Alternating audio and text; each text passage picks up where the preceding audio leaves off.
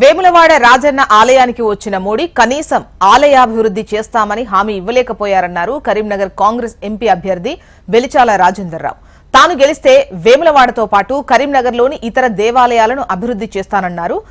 ఇక కరీంనగర్లో విద్యా వ్యవస్థ మెరుగుపరిచి ట్రిపుల్ నవోదయ లాంటి విద్యాలయాలను తీసుకొస్తామన్నారు. తనకు అవకాశమిస్తే కరీంనగర్ డంపింగ్ యార్డ్ సమస్య కూడా పరిష్కరిస్తాను అంటున్న వెలిచాల రాజేందర్రావుతో మా ప్రతినిధి గోపాలకృష్ణ ఫేస్ టు ఫేస్ చూద్దాం.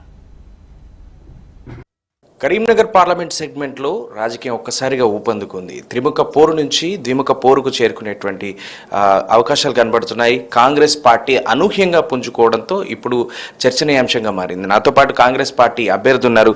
సరే, ఏంటి కరీంనగర్లో ఒక్కసారిగా మార్పు తీసుకొచ్చారు? మీకు అంటే టికెట్ రావడం అనుసరడం చాలా ఆలస్యంగా అయినప్పటికీ చాలా తొందరగా పికప్ అయినట్టున్నారు. పికప్ అవడానికి కారణం ఏంటంటే Congress party manifesto, Congress party guarantees తప్పకుండా ఏదైతుందో హెల్ప్ చేస్తున్నాయి.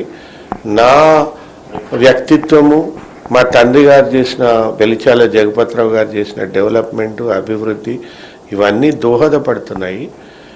దీంతో పాటు కూడా ఏదైతుందో ప్రజలు గత 10 సంవత్సరాలుగా బీఆర్ఎస్ ప్రభుత్వం, ఇక్కడ ఉన్న బీఆర్ఎస్ ప్రభుత్వం, సెంట్రల్ గవర్నమెంట్లో ఉన్న బీజేపీ ప్రభుత్వం విషయంలో చాలా మనోవ్యధతో ఉన్నారు.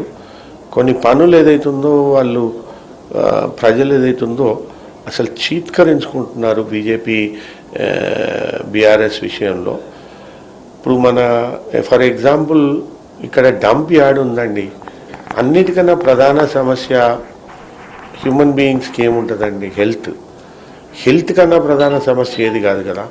ఒక 3 ఏళ్ళకి వెళ్ళేదైతుందో ఆ డంప్ యార్డ్లకు వెళ్ళి స్మోక్ ఎమినేట్ అవ్వడము, ఆ స్మోక్ ఏదైతుందో ఒక 20-30 వేల మందికి ఒక 4-5 డివిజన్ వార్డులలో ఏదైతుందో బ్రాంకల్ ఇన్ఫెక్షన్స్ అవ్వడము, వాళ్ళు ఏదైతుందో క్యాన్సర్ అలాంటి ఎయిల్మెంట్స్, డిజీజెస్కు లోనయ్యే ప్రమాదం ఉండడం.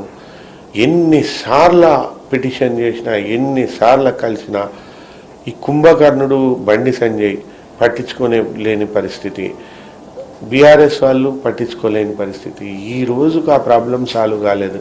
అక్కడికి పోతే కళ్ళలో నీళ్ళు వస్తున్నాయి మనకు. అసలు మనుషులైనా వీళ్ళు రాక్షసులా? అసలు ఎట్లా ప్రజాప్రతినిధులు అయి ఉండి పవర్లో ఉండి ఆ సమస్యను కూడా సాల్వ్ చేయకుండా అసలు ప్రజలు వాళ్ళని ఆ దిక్కుపోతే చింతబరుగులు పెట్టి కొట్టేటట్టున్నారు. ఇప్పుడు ఏంటంటే నేను సపోజ్ నన్ను పార్లమెంట్ ఎన్నికైతే ఫస్ట్ ప్రధాన సమస్య ఏదైతుందో నేను హెల్త్కి రిలేటెడ్ సమస్య, డంప్ యార్డ్ను ఇమ్మీడియట్గా రిజాల్వ్ చేస్తా. దాన్ని సొల్యూషన్, దానికి రీసైక్లింగ్ చేసే మెథడ్ ఏంటి, ఆ కాంట్రాక్టర్ ఎందుకు చేయట్లేదు, డంప్ను ఎక్కడికి తరలించాలి, రీసైక్లింగ్ ఎంత ఫాస్ట్గా రీసైక్లింగ్ ప్లాంట్ స్టార్ట్ చేయాలి, 3 monthsలో దానికి సొల్యూషన్ నేను ఖచ్చితంగా చూపిస్తా. తీగలౌటపల్లి బ్రిడ్జ్ ఉందండి. ఆ బ్రిడ్జ్ దాటడానికి రోజుకు 15 సార్లు గేటు పడితే కళ్ళలో నీళ్లు పెట్టుకుంటున్నారు ప్రజలు. చిన్న 130 కోట్ల బ్రిడ్జ్ అండి. ఎంత పెద్ద తలకాయలు! బోయిన్పల్లి వినోద్ కుమార్, గంగుల కమలాకర్, బండి సంజయ్, అసలు భయంకరమైన తలకాయలు. అటువంటి వాళ్ళు ఏదైతుందో ఆ చిన్న బ్రిడ్జ్ని 5 ఏళ్లలో కంప్లీట్ చేయలేదండి.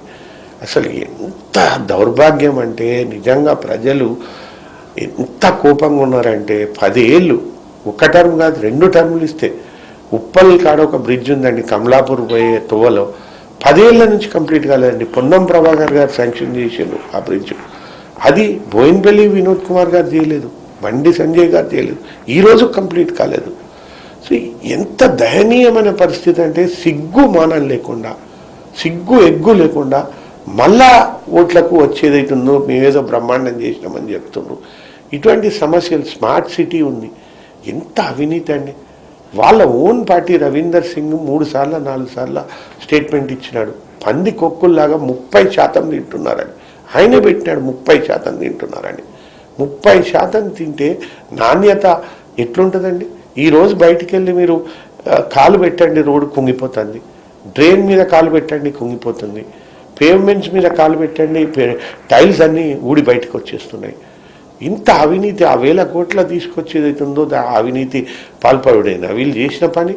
సెంట్రల్ విజిలెన్స్ కమిషన్కు బండి సంజయ్ ఎందుకు లెటర్ రాయలేదండి? దీని మీద ఇంత అవినీతి జరుగుతుంది, సెంట్రల్ విజిలెన్స్ కమిషన్ ఇమీడియట్గా వచ్చి దీన్ని టేకప్ చేయాలి, ఈ కాంట్రాక్టులు రద్దు చేయాలి, కొత్త కాంట్రాక్టర్లను పెట్టాలి. అండ్ అక్కడ నిల్చొని ఆయన ఏదైతే ఉందో దాన్ని ఎందుకు చేయించలేకపోతున్నాడు?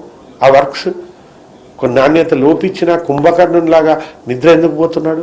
మొత్తంగా కరీంనగర్ పార్లమెంట్ సెగ్మెంట్లో అయితే రాజకీయపరమైనటువంటి ఆరోపణలు ప్రత్యారోపణలు ఎట్లా ఉన్నప్పటికీ కరీంనగర్కి ఏం కావాలది అన్న దానిపై కాంగ్రెస్ పార్టీ అభ్యర్థి ఒక క్లారిటీతో ఉన్నట్టుగా కనబడుతోంది. మరి ప్రజలు దానికి సంబంధించినటువంటి అంశాల్లో ఏ నిర్ణయం తీసుకుంటారనేది చూడాలి. కెమెరామెన్ రవితో గోపాలకృష్ణ, HM TV.